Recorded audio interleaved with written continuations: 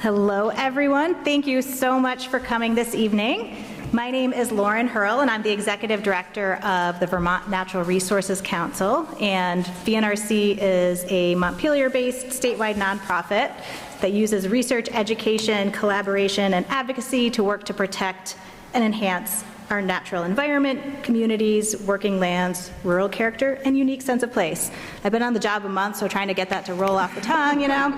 I also serve on the Montpelier City Council and the Montpelier Commission for Recovery and Resilience that was formed after last year's flooding. So have been working and thinking a lot about flood recovery and resilience in these different hats that I wear. And, you know, I really know and feel that flooding is physically, financially, and emotionally devastating for our communities.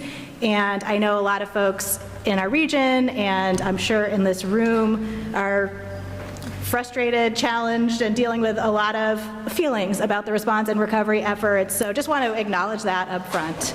And I want to be clear that this evening, what we are planning to talk about is longer term, a look at how we can build flood resilience and reduce flood risk in our communities by better managing our watersheds, by working to protect and restore areas in and around our rivers, streams, lakes, ponds, and wetlands, and by removing dams that can make flooding worse. So tonight is not about flood recovery efforts for individuals or businesses or local governments. Those, of course, are critically important topics, and other venues and forums are happening about that. But just want to be clear about what we are and are not able to talk about tonight with the panel that we have to talk with you. But in encouraging news, there's really been a lot of really meaningful work happening right now to better protect and restore our watersheds to improve resilience. And that's what we're going to be talking with you about tonight. And really have two goals for the evening. First, to share some insights from this great panel on steps that we are and can take to build flood resilience, projects, policies that are in the works that we should be thinking about or that are already underway. And second, we really want to have time to hear from you all to talk through your questions, concerns, ideas about how we can work together to build flood resilience in our region. And our panelists today are, well, you're all out of order for my thing.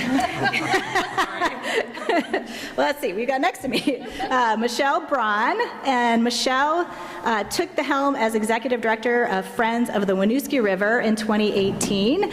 She was a founding board president 20 years earlier, and has also served as a planner for the town of Northfield, and was responsible for the acquisition and demolition of 18 homes damaged in Tropical Storm Irene. She coordinated a multidisciplinary project team focused on restoring the floodplain to reduce flood risk and enhance downtown recreational opportunities. She's worked as an environmental policy analyst, lots of really important, meaningful roles, EPA, watershed organizations, and so on. She has master's degrees and bachelor's degrees that are relevant, so lots of expertise, and is doing really important work that she'll share with you in our watershed. We also have with us Karina Daly, who is a restoration ecologist for VNRC, and she's responsible for running VNRC's dam removal program and contributing her scientific knowledge and expertise to policy issues around the conservation and restoration of Vermont's waters. She previously has worked as a senior ecologist at Trudell Consulting Engineers. She's also been a project manager for the Winooski Natural Resources Conservation District and worked for the U.S. Fish and Wildlife Service and Intervale Nursery. So again, lots of great experience that she will share with us tonight.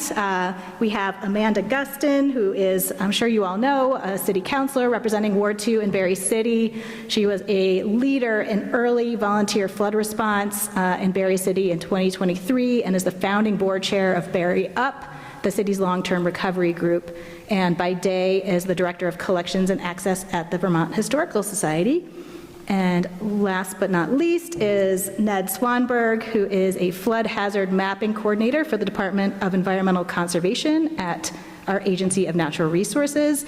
And Ned works with municipalities to understand flood and erosion hazard maps and avoid aggravating risk to existing infrastructure.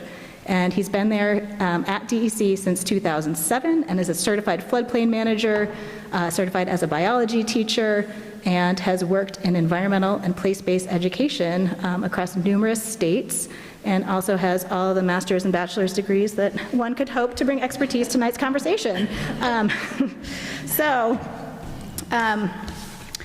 With all of that, what the format for tonight will be is I've got a few prepared questions that I'm going to just go through the panelists to ask so that we can just share some ideas and reflections with you all, and then we'll turn to a conversation and get questions, ideas, and feedback from everyone in the room.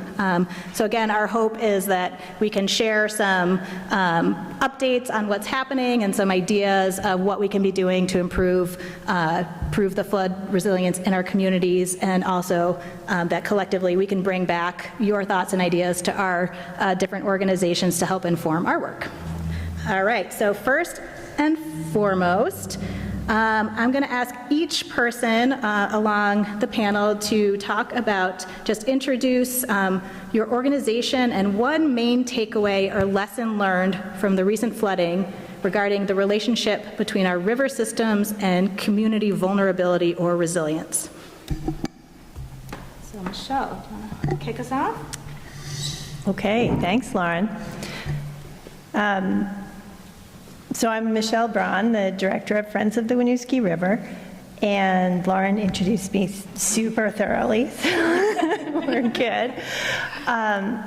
The takeaway from this summer's flooding for us is that if essentially climate change has arrived and we're a little late getting ready for it, and if the flooding keeps up at this kind of pace, it's not possible for us to act quickly enough to prevent more damage.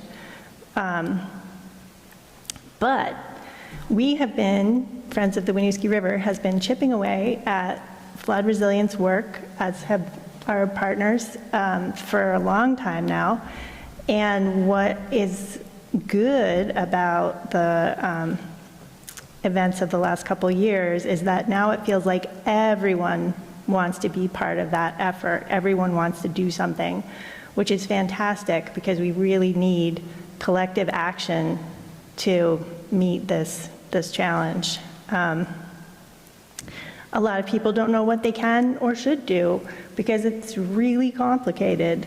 People are really busy with their lives, with kids, aging parents, demanding jobs, et cetera, demanding retirement. I've noticed that most of the retired people I know are at least as busy as the working people, since Vermont runs on volunteerism. But we are excited to engage with everyone who wants to be part of helping our communities get ready. Hi, I'm Karina Daly. I'm a restoration ecologist with Vermont Natural Resources Council, and happy to be here today. Thank you.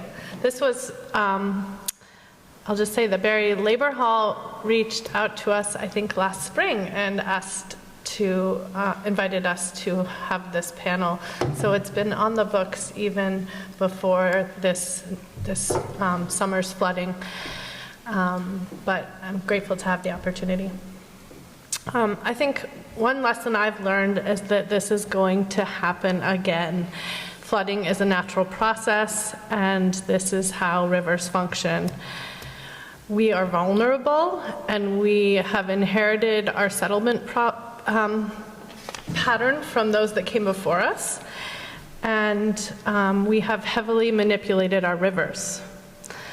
The increase in precipitation that's forecasted for the next century is crazy, and we need to rethink how we are going to live safely alongside our rivers. We need to give the rivers room to move in their natural state. They're a dynamic system. And we need to be thinking about the river not just in our backyard, but at the watershed scale. So we need to understand where the river begins and where it flows to, and how that's connected. Rivers, connected rivers and wetlands provide a sponge for flood events, they filter pollutants, and they support wildlife. This planning is for long-term resilience, and healthy, intact freshwater systems build that resilience. As a restoration ecologist, I see part of my job to be assisting in the recovery of the ecosystem that has been damaged, repairing the process, restoring the connectivity, and involving the community and listening and convening with you as part of the process. So thank you for being here today.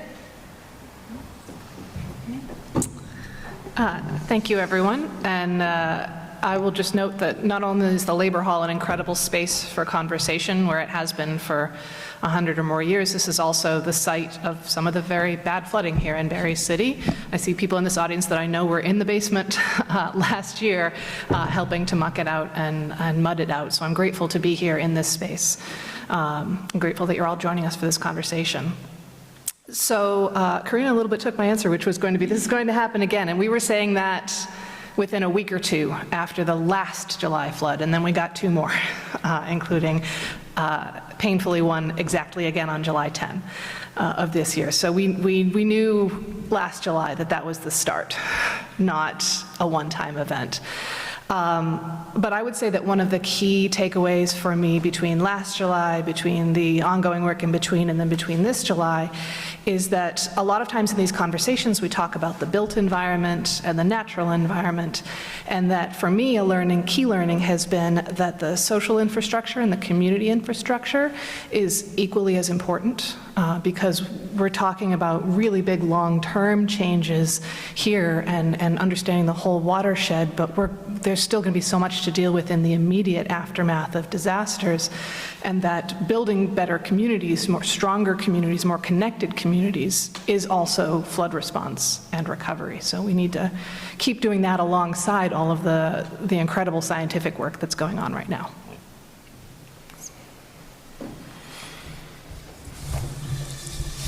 Hello, I'm Ned Swanberg with Vermont DEC, a resident there.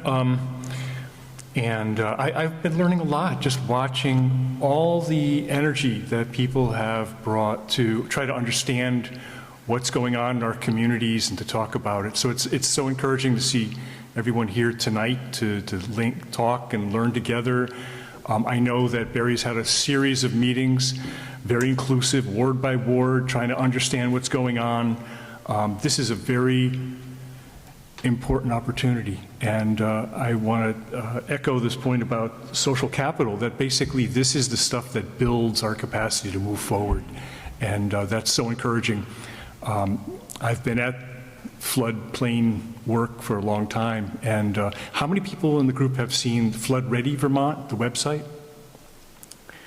Okay, so maybe almost a quarter of us. So that's pretty good. I'm so happy.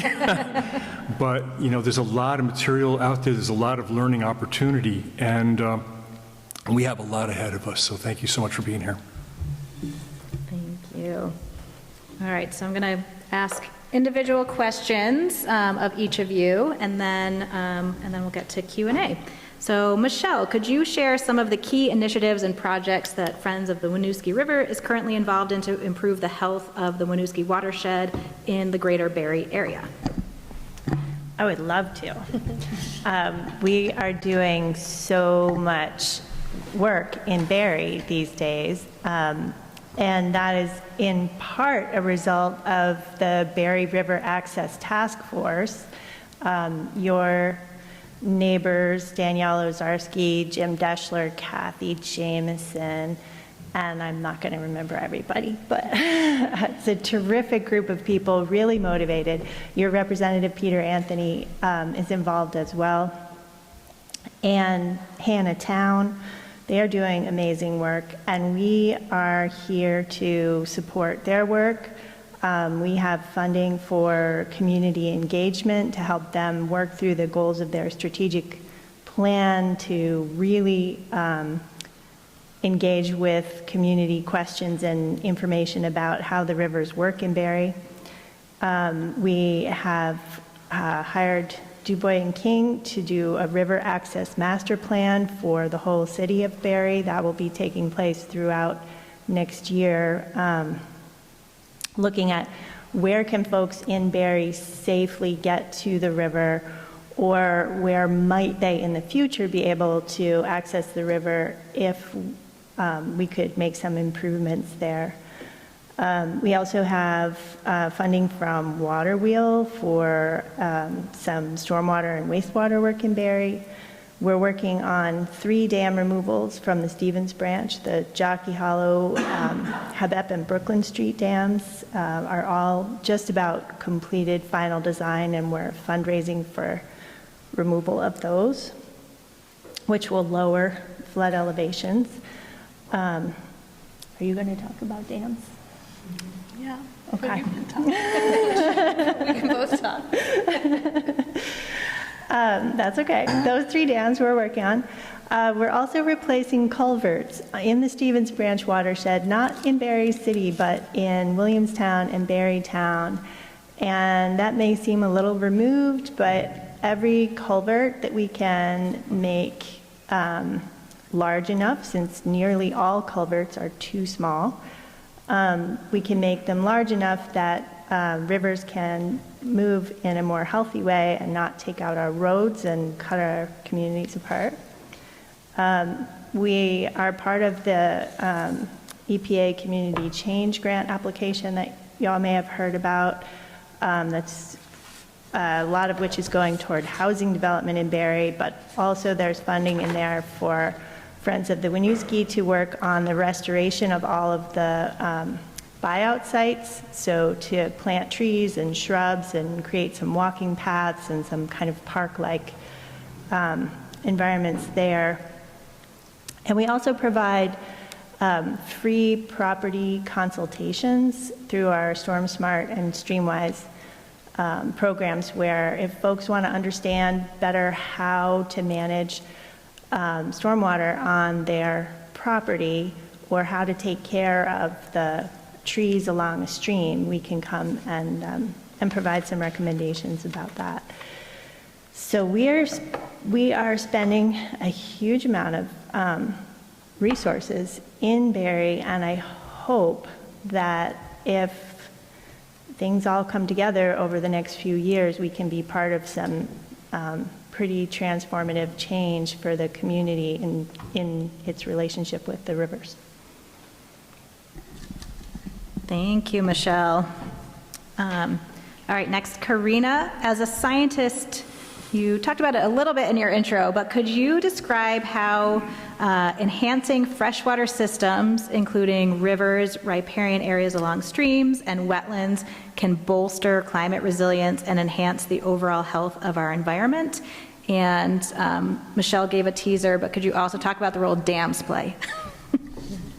Yes. A fundamental part of watershed ecology is understanding that rivers exist in 4 dimensions. And I feel like I say this a lot, but I don't think it can be said enough, because our rivers actually are a very dynamic system, and by that I mean that they need access to their floodplains. So they need lateral access. So during storm events, they need to have the space to move out onto their floodplain to slow the flow and attenuate stormwater. They also need connectivity, so that they need that longitudinal access. When you put a dam in the way, you block that system. And they need that connectivity to transport water, to transport sediment, to transport nutrients, to transport aquatic organisms up and down that system.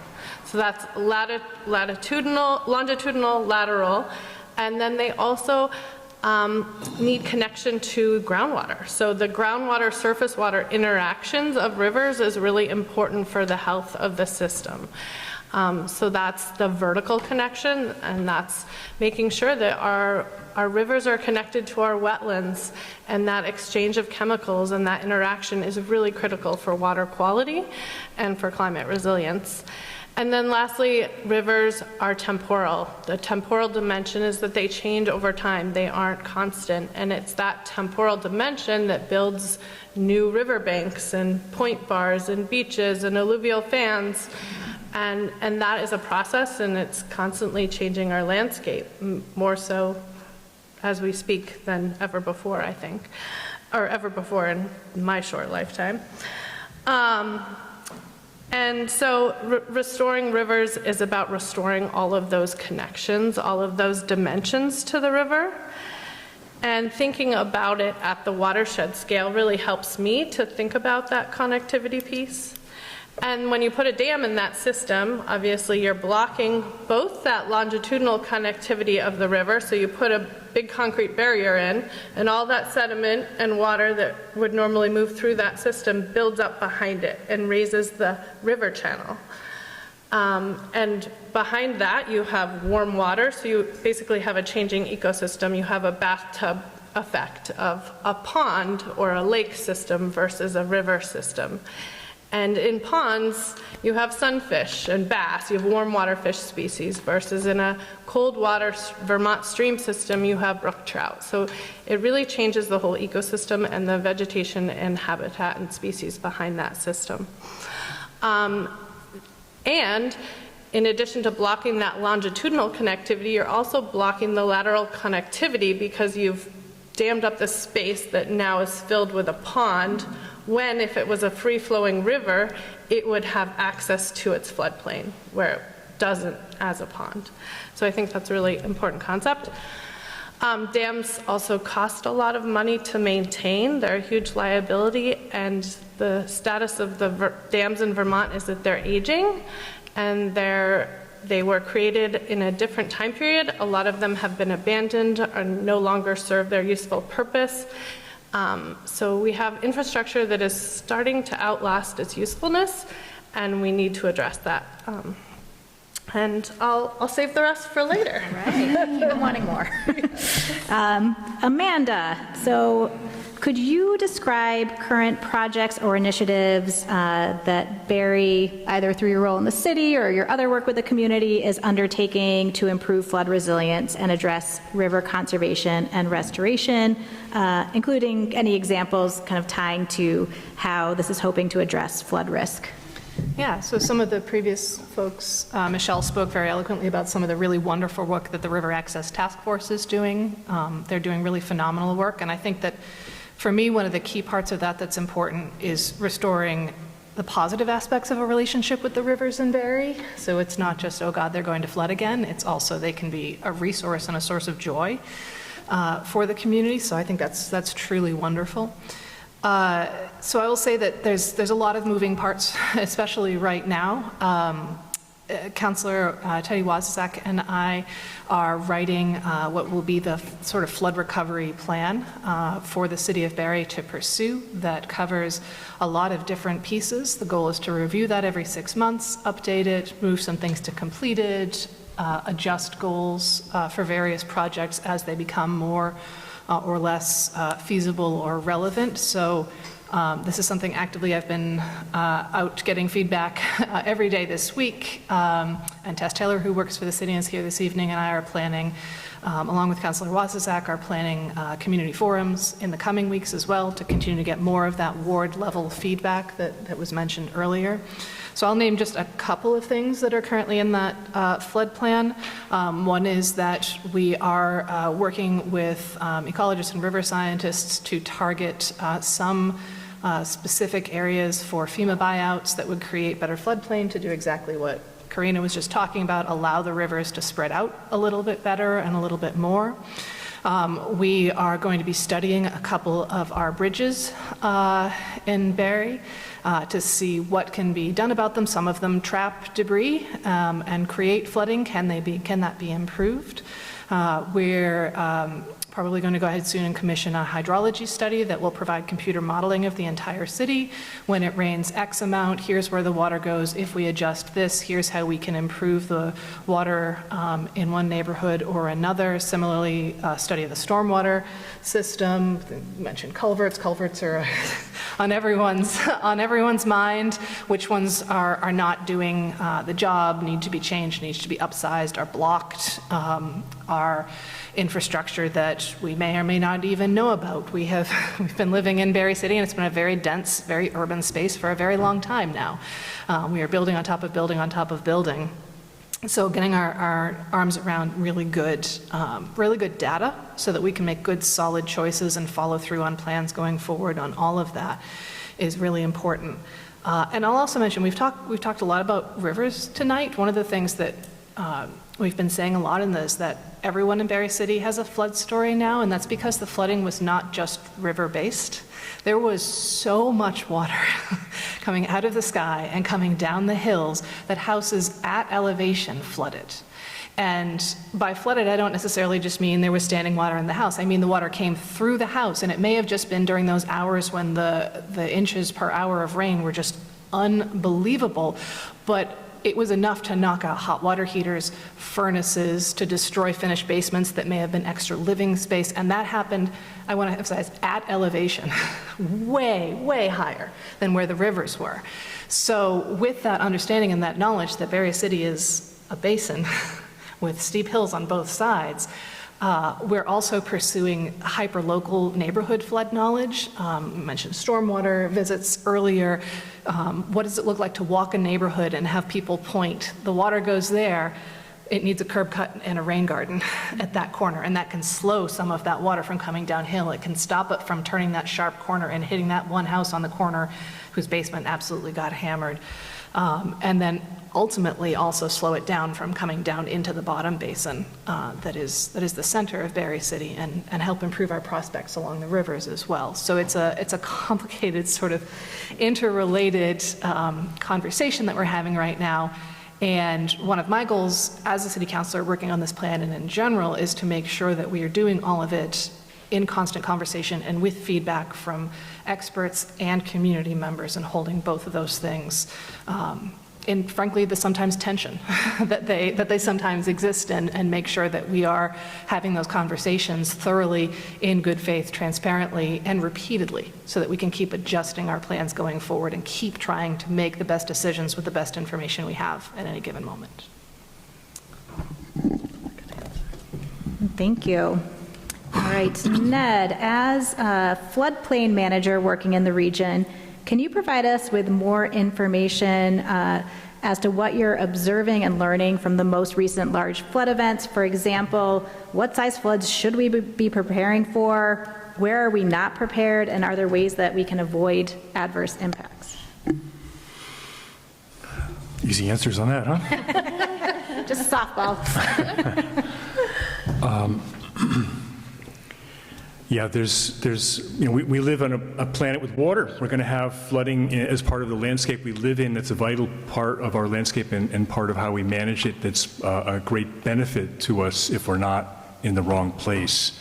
1927 was the flood of record in New England, and particularly in Vermont, and particularly in the Washington County area. And that's just shy of 100 years ago.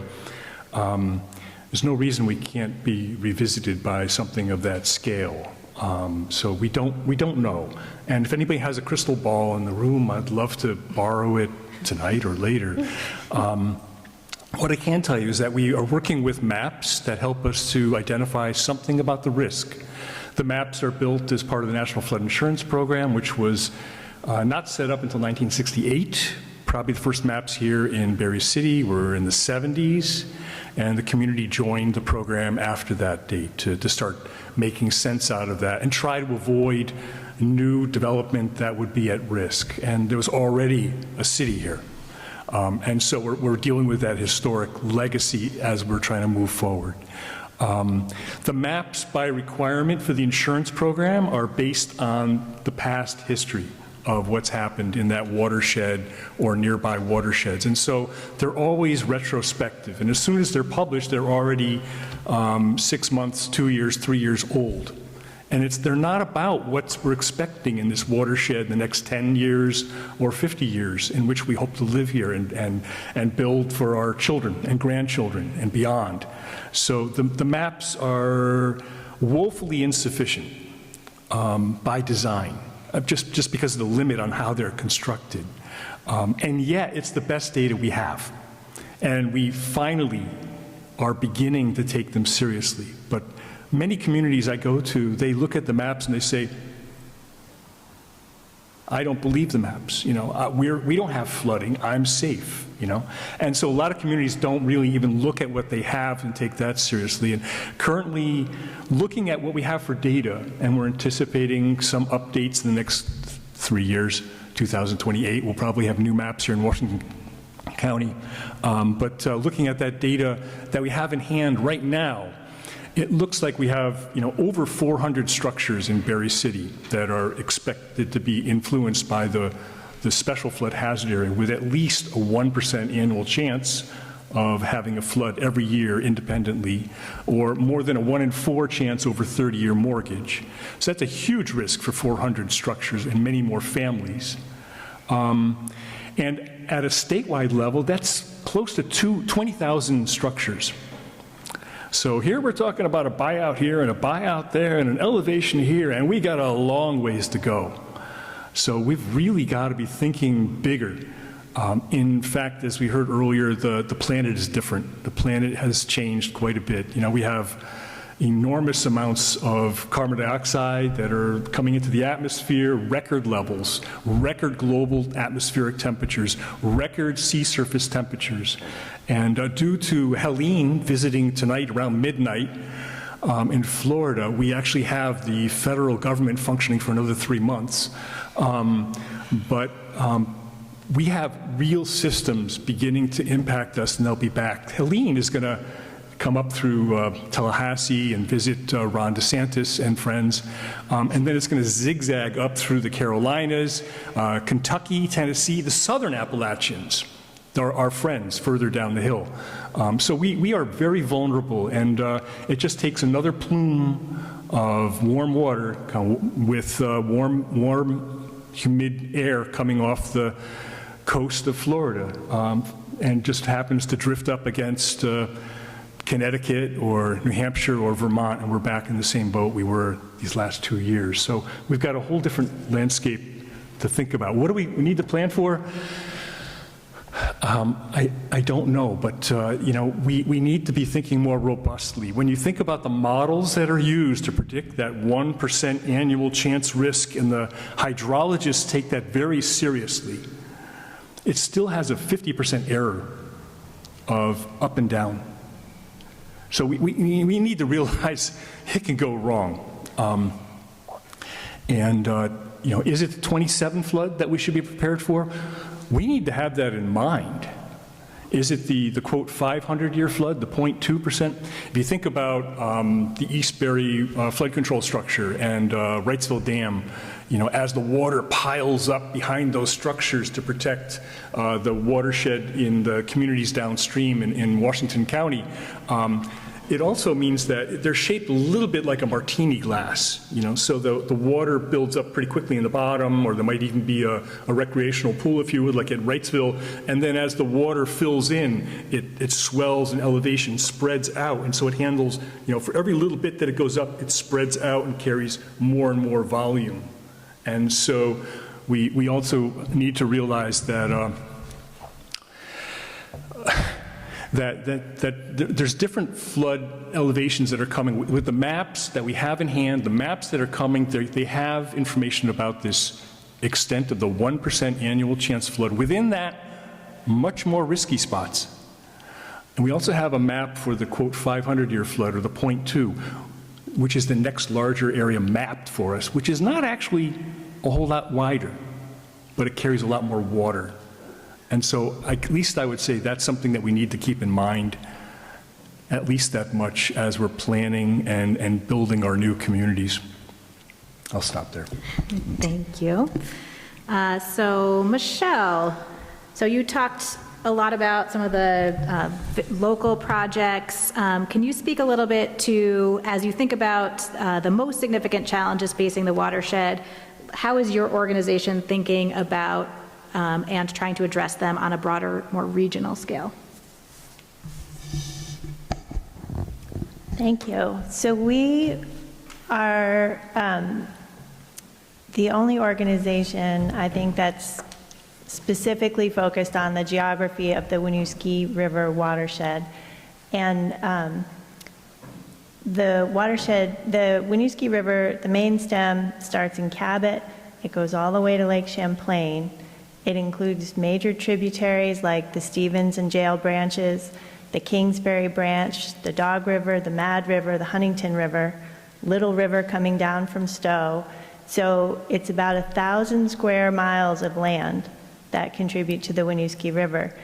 And all of the kinds of work that I talked about us doing in Barre, we're also doing in the other 30-some towns of the watershed. I would say that obviously flooding is a challenge throughout our watershed. Every town has experienced flooding in the past couple of years, and they all need help. The towns are all,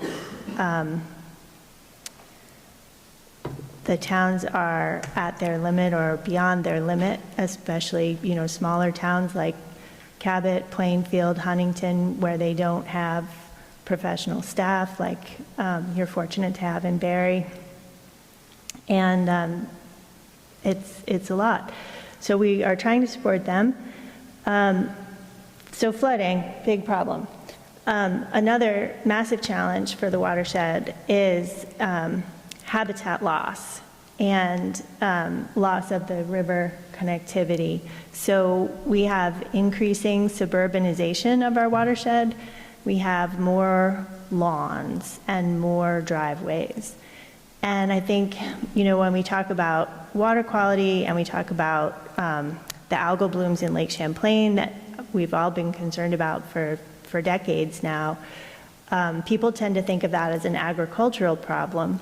But in fact, developed land sends twice as much phosphorus per acre to the river as agricultural land. It's just that it's concentrated into fewer acres. But in the Winooski is quite developed relative to the rest of the state of Vermont, almost twice the rate of development here. And so that's a real concern in our watershed. And if you think about it in terms of the rainfall, how that relates to the flooding is that when the rain falls on grass and roofs and driveways that are all flat, it just goes super fast and gains velocity, gains volume, and causes a lot of damage. And so the loss of woody vegetation, trees and shrubs that slow water down as it travels across the landscape is a big problem for biodiversity, but also for flooding. So it's all interrelated. Makes it really complicated, but on the other hand, kind of simple, because a lot of the solutions address multiple problems. And so the way that we look at the landscape in the watershed is that every property, every parcel is contributing to the degradation. Human development degrades the natural systems, but that means that every property has probably an opportunity to make a positive impact, to reduce their negative impact. And so we would love to help people understand that and work on that.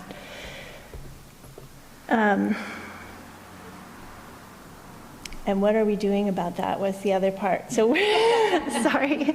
There are only 3 of us on our staff. We have a staff of 3 people. We have a volunteer board.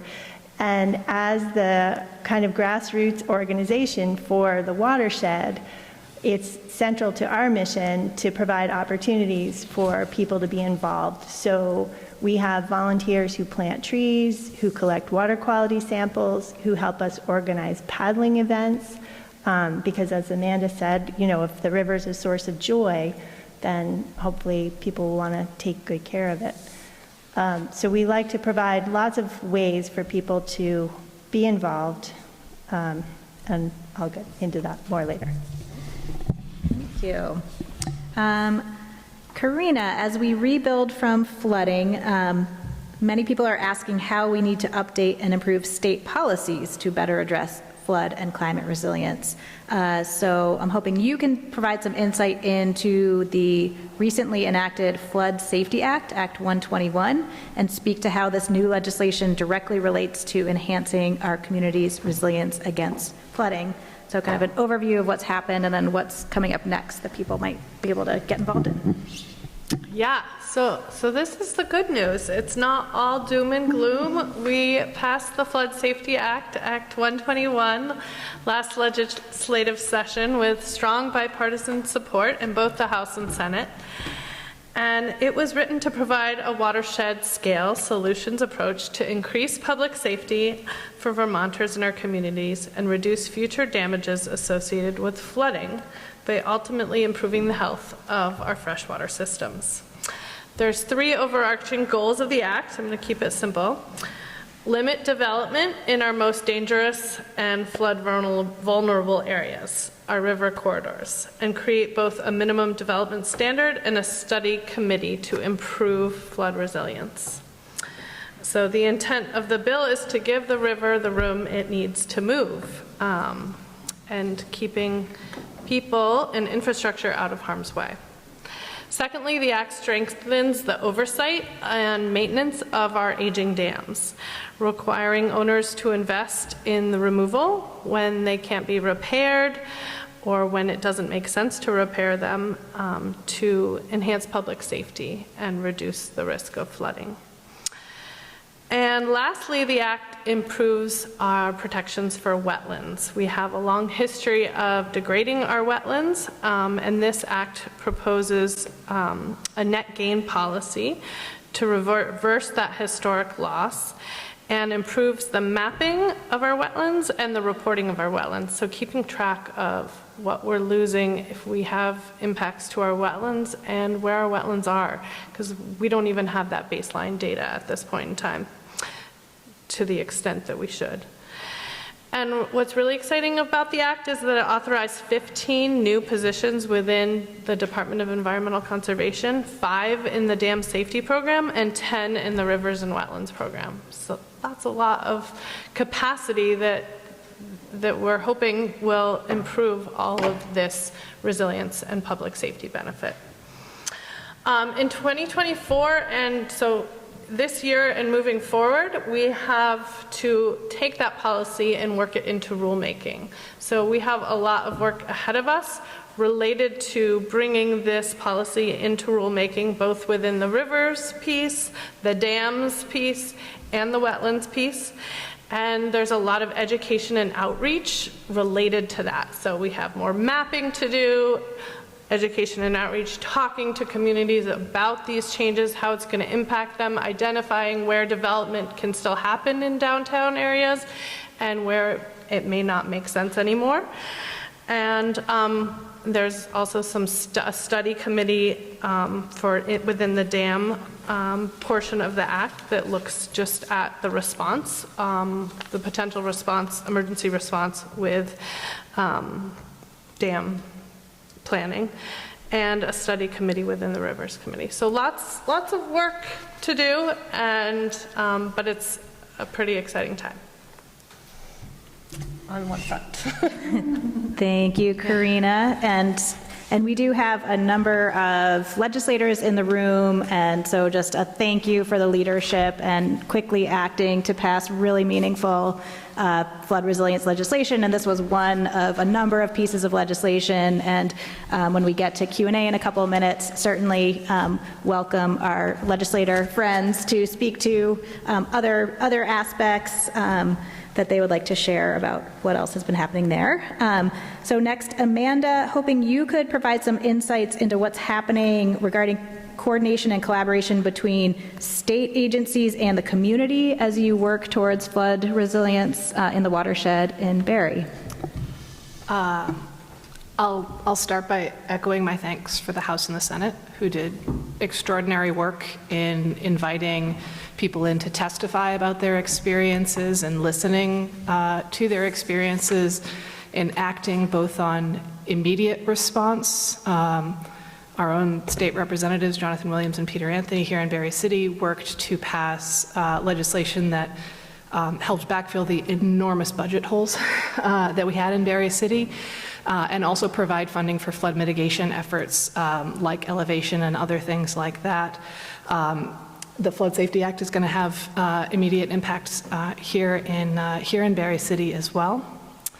I will say, going forward, interacting with state government is a tangled, complicated thing.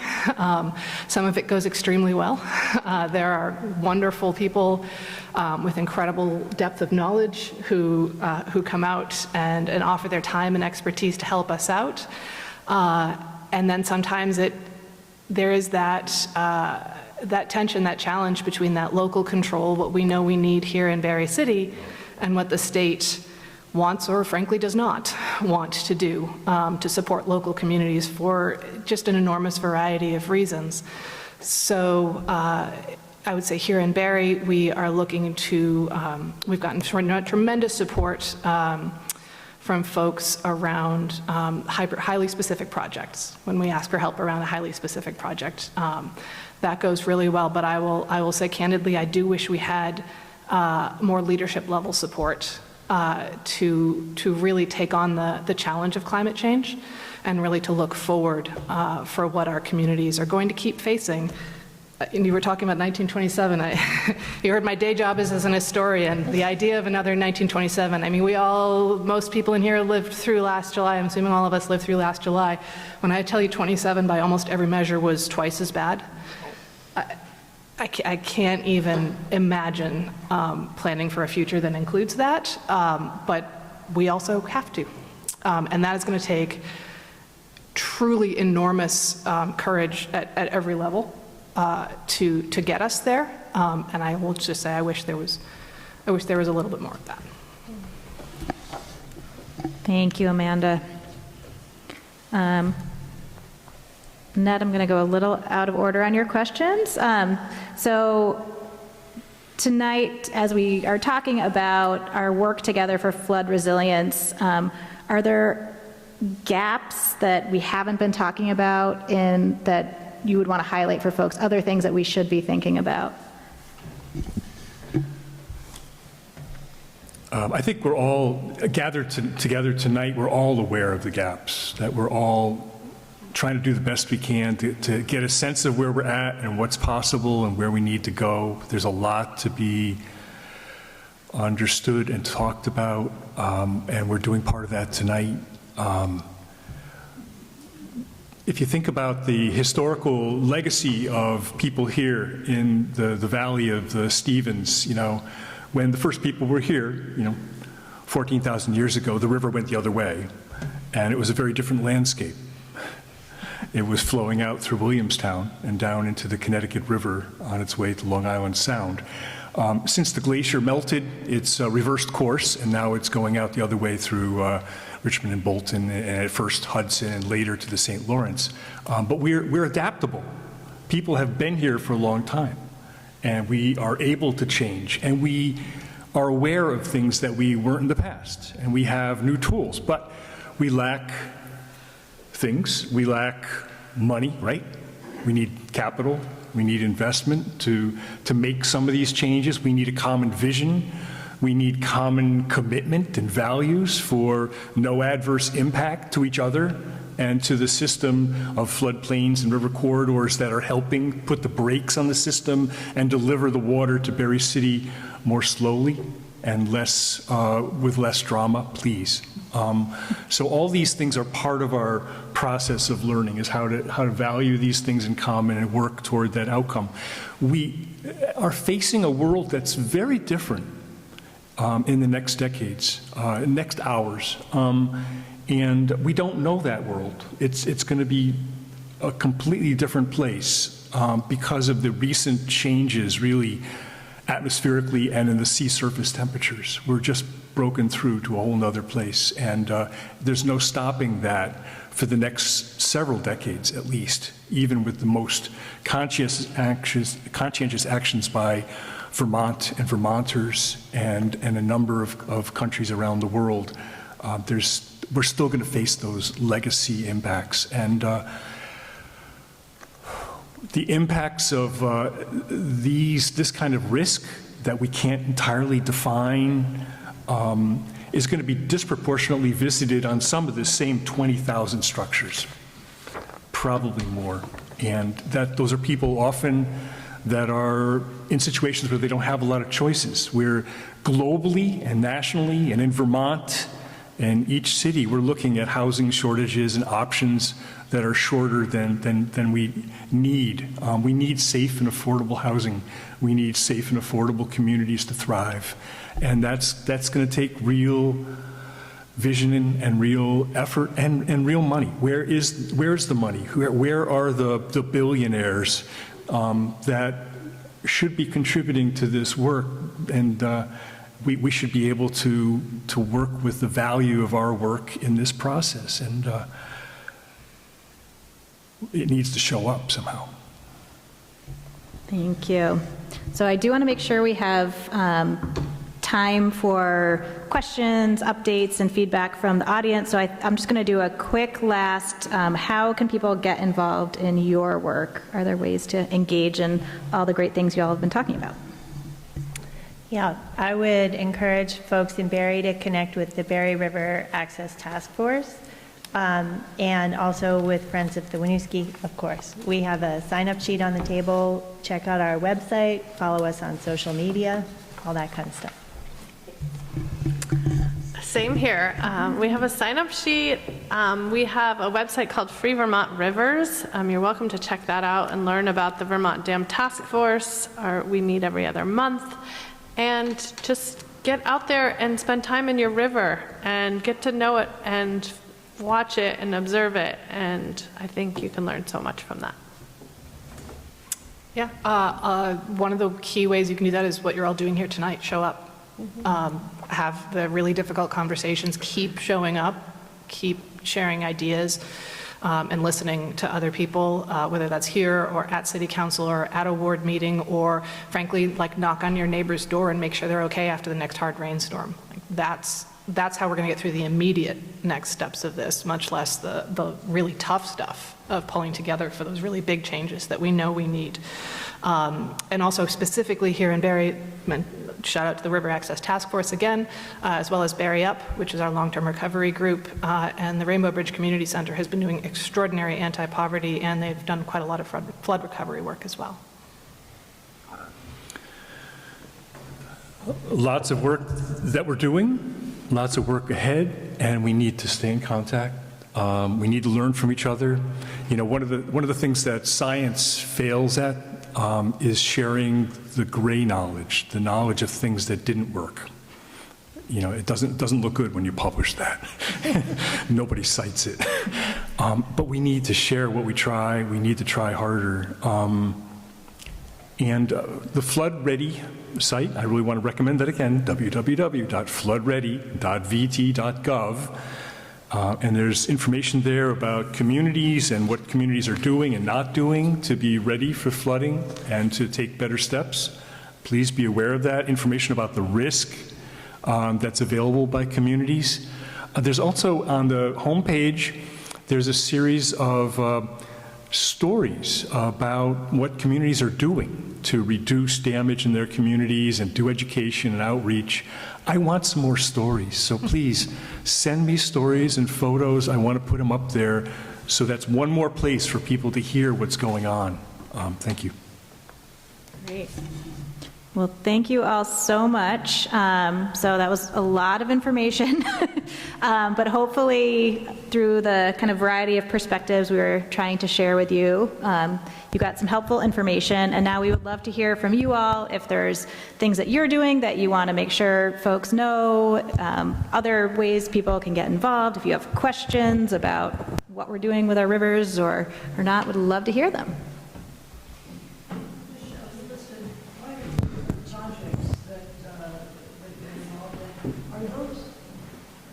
Hi. Michelle, you listed quite a few different projects that you're involved in. Are those all listed on your website? Can we just go to the website for Friends of the Winooski and find those? Great. Thank you. Yes and no. There's a very nice map on our website that shows all the projects we have done and are doing, and it gets updated in the winter, and so there's a little lag right now, but yeah, you can learn a lot about what we're up to from our website.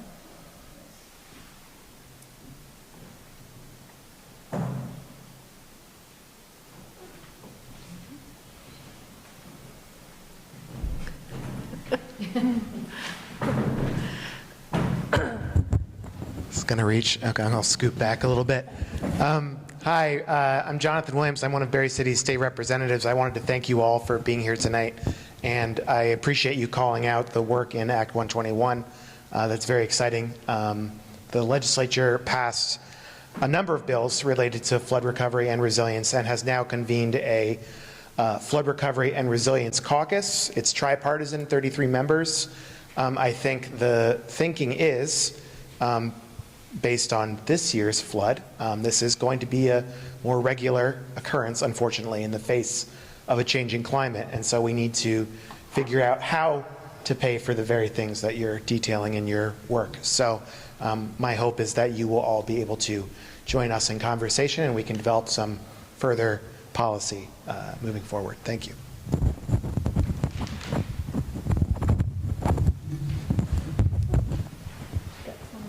Back corner. I won't reach. And as she's getting ready, just echoing again the sincere gratitude, the amount of work that your state reps and senators put in so quickly and with the support of so many community members showing up and weighing in at events and just a constant drumbeat for the action that was needed. It was, you know, I think the first bill that passed was tax abatements that Senator Cummings led on. Flood resilience was front and center all session, and it was thanks to a lot of work from your local reps here and senators. Yeah, and thank you to the reps for being here, and thank you to all the people who helped muck out the basement here. It took us 4 major floods to understand that nothing can go in the basement anymore. I mean, and I was at a seminar where lots of people who do archives and lost archival material said the same thing. It took them several floods before they finally realized it, and now they do. What I wanted to ask was to Michelle, you were the lead person in getting Dog River Park in Northfield, which is where I live, and we were terribly flooded in Irene, but we were not terribly flooded in the last episodes, and a lot of people give credit to Dog River Park. So I'd like to know, first of all, do you think that Dog River Park is what saved us?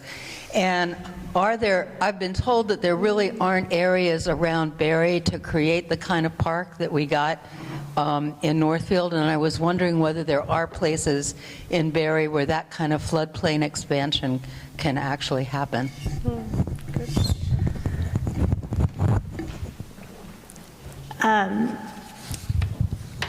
So the main reason that Northfield did not get flooded as badly as other places in 2023 is because it didn't rain as much there. And this is a crazy phenomenon that the rain is hyper local, that really heavy rain.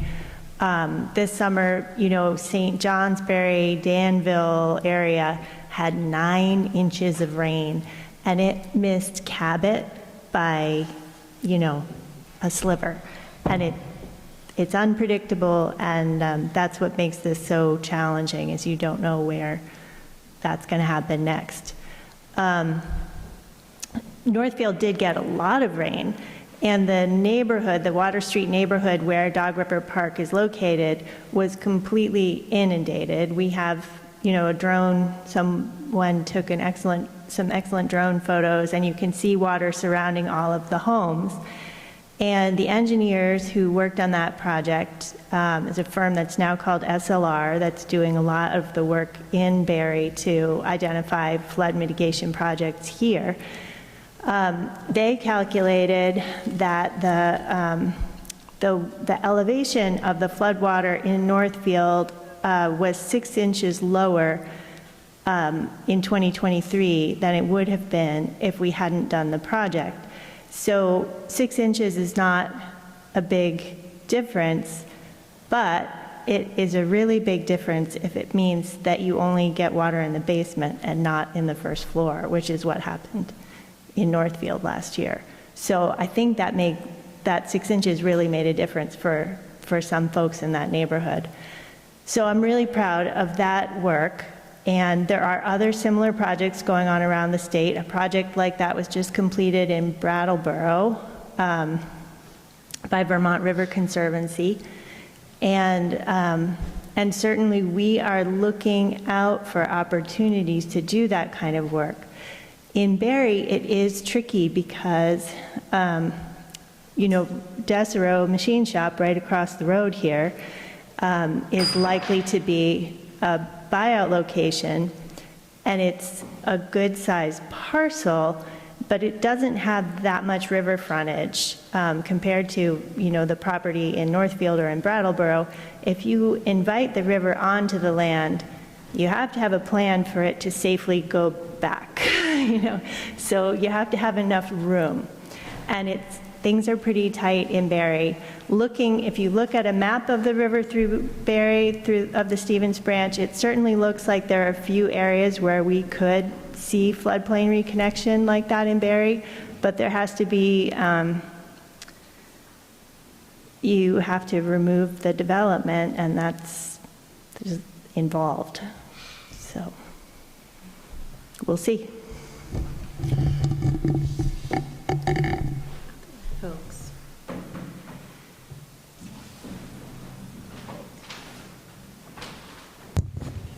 Thanks for everyone for being here tonight. And I did just to speak to that focus on floodplain restoration and potentially the tension between upstream development.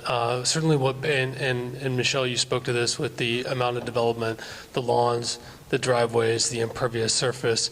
And we're seeing a lot of incremental development all around Barre and a lot of communities like Barre. And I'm curious if the approaches that you expect to see roll out will account for potential mitigating the impacts of that upstream development. And I say that just going out Route 302, you can see on the Stevens Branch on one side, a lot of fill happening right next to the riverway. The other side, the bank's washing out, all of that's coming down to Barre City. There were Barre Town culverts that ended up in Barre City. And so I'm wondering, and particularly as there's 3 city councilors here tonight, as you're thinking about what the plan is and focusing on flood impacted areas, what are we doing to make sure that the bread and butter basics are done, that we're in compliance with the municipal general roads permit, that we're implementing our 3-acre stormwater permit, and that we have a capital improvement plan that's getting maintained and is addressing things like curbing and stormwater management. So.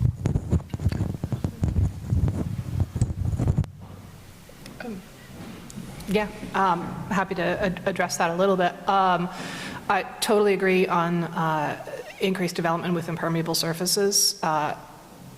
Not a scientist, but anecdotally, we have heard from a lot of folks that what they have observed in their neighborhoods after large developments went in Barre Town, right on the edges of Barre City, that the water coming down was significantly more because of all those new curbs and new streets and so on and so forth. So that is absolutely something that's on our minds about going forward. And I know we've had a number of residents reach out to us about development within the city as well. There's a new potential Prospect Heights development going in, and we've got a number of people sort of keeping a close eye on that to make sure that that does address exactly your concerns in there, that there is appropriate stormwater coverage and all of that going forward.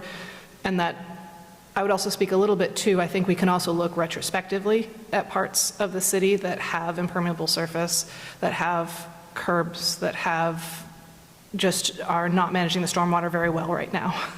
whatever the code might be, and look more closely at those and start to improve on all of that. And that's going to take a highly specific neighborhood by neighborhood, house by house look at that. And the city doesn't have that information right now. Like straight up, we have like a general high level sense of where the water went.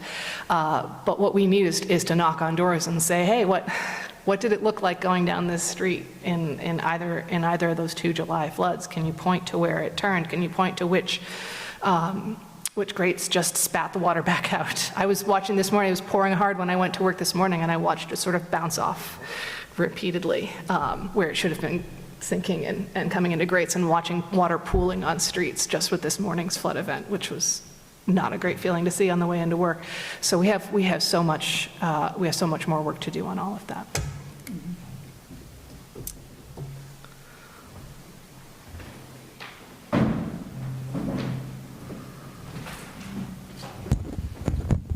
Thank you. My name's Nolan Carver. I serve on the Montpelier Conservation Commission, and I've been getting involved over the last year, and I've seen 2 of these floods come through our state, and watching these natural disasters occur all over the world. This climate change is killing people because it ruins people's crops in Africa, et cetera, et cetera. So it's almost a luxury in some way that we have the opportunity to even have this conversation. I'm encouraged by what I hear tonight, and I just wanted to add a personal story. I'm from one of the old, early founding fathers and mothers family. We were instrumental in having Montpelier selected as the place of the capital city. And our house in the Hubbard Meadows neighborhood, we survived the flood of 27, and my grandfather as well. But my great-grandmother was stuck on the 2nd floor, and she didn't want to leave her house, so she just stood it out. Withstood the flooding. It comes through that neighborhood around like mid-Elm Street, and if you look around carefully, you can just see where that floodplain is. It's such a small river valley for such a big watershed. And I just wanted to say, because our state complex was devastated so severely, it makes me wonder, is Montpelier a wise place to establish our capital? Why should the taxpayers have to wonder or worry about millions of dollars of damage every year? Maybe in theory, we could move our state capital, or at least most of the complex, up a hill in Berlin, for example, and maybe incorporate Berlin into Montpelier and call it a new capital city. Just an idea. Thank you so much. Time for a couple more questions.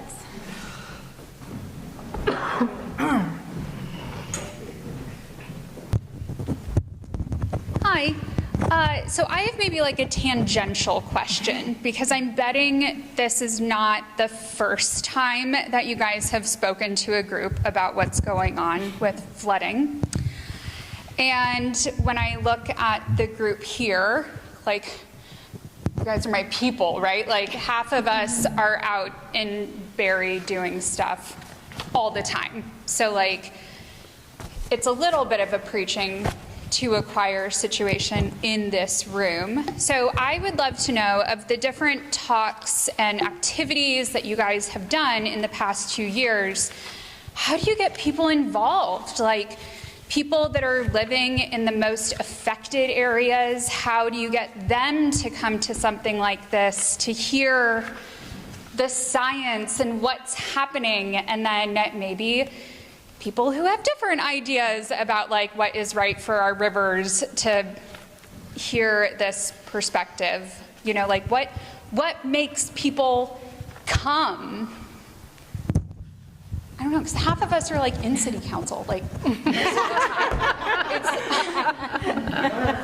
yeah. just to walk across the street. I guess that's my big question is what are you seeing is like the most impactful ways that people are getting their communities involved? I'll just say I was at a very similar meeting in Cabot last week, and I was talking to a friend there who was facilitating the meeting. She's a community engagement expert, has been doing community engagement work for a long time, and she said that all of the rules of community engagement that have been true in the past seem to have gone out the window in the last few years, and that community engagement is incredibly challenging because the things that used to work to connect with people aren't working as well anymore. And what does work well is one-on-one conversations. So talking to your neighbor, talking to your coworker, the kind of community building that you folks are talking about in Barre, but that takes a huge amount of time and people power to have those one-on-one conversations. But that seems to be where it's at. We've gotten an absolutely unprecedented number of calls for landowner consultations because folks want us to come and do the one-on-one, help them think it through, and it's very time consuming. So talk to your neighbors. I want to add one thing to that, and thank you so much for asking that question, because I hear that. I'll just say that the other part of my work is being in the community removing a dam, and people show up for that like no other. When you're out, when you have a town hearing on it starts with like engaging the community in supporting the dam removal, because we're not going to remove a dam that no one wants us to remove. But people, and then, we get through the process, we get through permitting, and we're actively removing the dam, and people just pull up on the side of the road and want to know what we're doing. They want their school group to come out. So that's like an incredible way, the on-the-ground implementation phase and the education and outreach that goes with that. Yeah, I'll just say briefly, Kat was one of those people who was here in the basement, so shout out to that. Speaking of coming and doing, right? Some of the most successful outreach work we've done around this has been those one-on-one conversations, knocking on doors. Go knock on every door in this neighborhood and talk to folks, get their feedback, hear from them, look at what they want to see happen, talk about, and some of the least successful moments in this whole conversation and this whole challenge have been when people have come in and just said, here's the plan, congratulations. It doesn't work, right? Yeah, it doesn't work. So the one-on-one conversations with folks, and I will also say, to speak to your community engagement is different and more difficult. COVID broke so many things, right? And it broke a sense of community engagement in some ways that I think we're still grappling with. Patterns of community engagement, ways in which we were used to doing things. And frankly, I don't think we're getting any of that back. We're just not going to settle into where we were in 2019 in so many ways, right? But with community engagement, so we have to do a lot more proactive outreach, a lot more deep conversation kind of stuff, and also a lot more active conversation. Like, yeah, do something that people can show up to. There are some of us who enjoy the talking and the thinking and the reflecting and the back and forth and things like that, but that's not the case for everyone, so find ways that people can plug themselves in, because I'm sure there are some phenomenal conversations happening when you're taking apart those dams, or when you're cleaning the rivers, or when you're out. I know I had conversations. I washed dishes for 2 hours with Secretary Julie Moore in the parking lot of this labor hall last July. And sometimes we were just talking about how filthy we were, but there was also some connections built there. So the doing, I think, is going to be important for us to plan and create space for going forward. Just one thing I'm going to say about the one-on-one conversations. They have to happen more than once. Yeah. It's just not one and done. We found that we have to be very true with the work that Barre is doing in flood recovery is people might not have been ready to talk, or something has changed, or whatever, but it's just going back to the neighborhoods and going back again, has been really what's been helpful for us to move ahead with that, and then that's what's going to be with this as well. Well, shout out to Central Vermont TV. Thank you for recording, so more people will be able to watch this who were not able to be here tonight. And I think that's just such a great note to end on, and just deep gratitude for all of you who did take the time to come out tonight to this conversation, and I know keep showing up over and over again, and this is just slogging, ongoing work, but by working together as communities and bringing our communities together to connect and learn from each other is the only way we're going to get through it. So thank you all.